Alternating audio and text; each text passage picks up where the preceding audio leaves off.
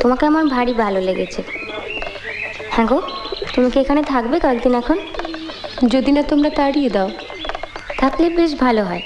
বইয়ের আলমারির কোনো ইংরেজি বই আমি পড়তে পারি না, তুমি থাকলে অন্তত পড়ে শোনাতে পারো। আচ্ছা, এই যে বললে বিহারীবাবুর সঙ্গে তোমার বিয়ের কথা হয়েছিল, হ্যাঁ।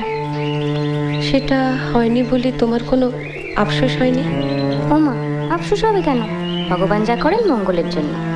তাই বুঝি? এই যে বছর না ঘুরতেই বিধবা হলাম, সেটাও মঙ্গলের জন্য? সত্যি।